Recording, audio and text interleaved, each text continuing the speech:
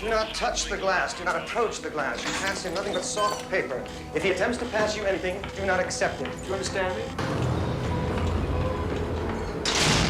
In the screen version of the best-selling thriller, The Silence of the Lambs, the search for an unknown killer creates a strange alliance through a wall of glass. Good morning.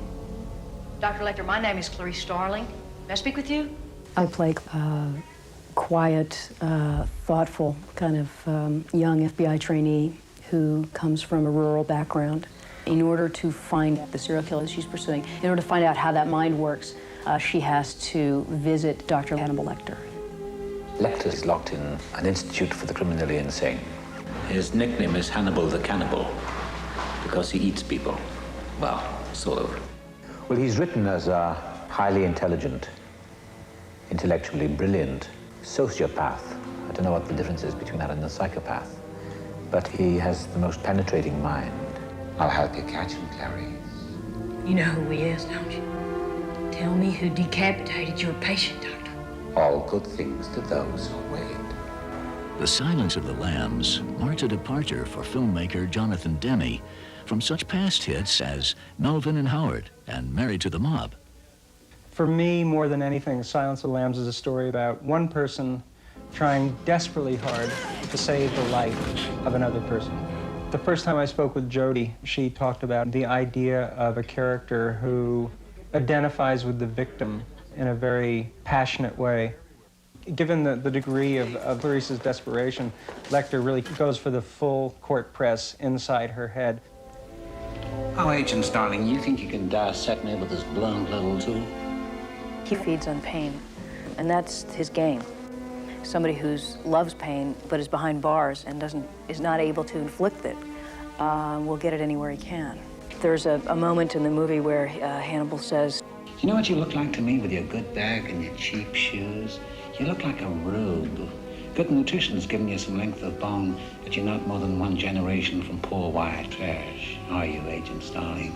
I can't think of anything more hurtful than somebody standing there saying, I really feel sorry for you. You're really pathetic. He started imitating my accent. He would say, oh, your problem, Clarice, is you need to get a little more fun out of life. And suddenly, it upset me so much. It like struck a really bad chord in me. Anthony's the nicest man I've worked with in a long time, and the difference between that, of course, and the fury and passion of Hannibal Lecter is very interesting. Working with Tony and Jodie really falls into the category of, and I get paid to do this too because it's literally such a joyful experience. It was great every morning when we'd do a Lecter scene. Tony would come in and go, "Good morning, Jonathan. You know, you're really the one that's mad." Something in the man's face suggests tremendous decency and intelligence. It's what made him so great for the part of the doctor in The Elephant Man. And he still looks like a great, brilliant, humane doctor, except what we know about him now goes against the grain. Shots fired on 5, repeat. Shots fired on 5. Seal off a 10-block radius. Give me the SWAT team and an ambulance double quick. Oh, God. Those great malignant villains are the most interesting ones to play because they say all the things that we dare not say. Tell me, Mom, when your little girl is on the slab, where will it tickle you? Take this thing back to Baltimore. Circles where the girls were abducted, arrows where their bodies were found. Crawford is quote-unquote her boss. He is the head of the behavioral science unit of the FBI. I spent 4 days at Quantico with a man named John Douglas, who, in fact, does what I pretend to do in this movie. He specializes in hunting for, prosecuting sexual killers. This whole program is called the National Center for the Analysis of Violent Crime. Tom Harris, the author of Silence of the Lambs, he spoke to several of us, and he developed this bizarre character. And it'll be a bizarre character to the public, thinking that someone like this can't possibly exist. But we know in the National Center this person does exist.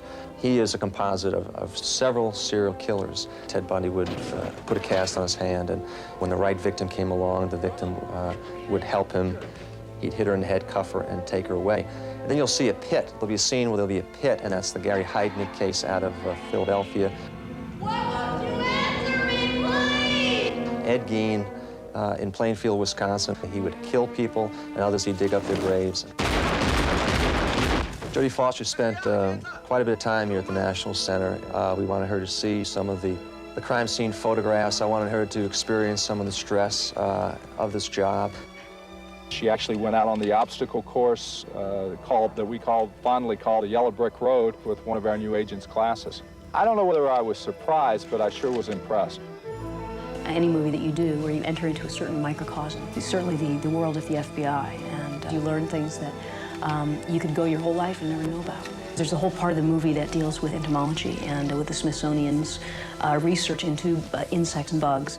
Meet Mr. Acherontia Styx, better known to his friends as the Death's Head Moth. Somebody grew this guy, fed him honey and nightshade.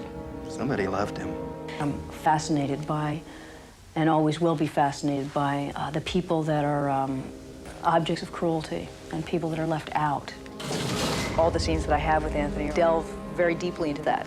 Just as I want to know what makes somebody go out every day in a week and kill a new person and feed off of that, he wants to know what makes the hero. I trade bits and pieces of my personal life for information about who the killer is. What does he do, this man you seek? He kills women. No, that is incidental. Because he's a psychiatrist, he wants to know what it is that makes her tick. Doctor, we don't have any more time for any of this now. No, I will listen now. Someone who is terrified of psychological analysis must submit to deep, brilliant analysis. After your father's murder, you were orphaned. You were 10 years old. And one morning, I just ran away. not just, Clarice. What set you off? He attacks her with us almost like a laser beam. He knows how to get information from her. Then something woke you, didn't it? Was it a dream? What was it? I heard a strange noise. What was it? Screaming.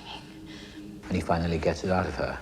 And you think if you save poor Catherine, you could make them stop, don't you? You think if Catherine lives, you won't wake up in the dark ever again to that awful screaming of the lambs. Tell me his name, Doctor.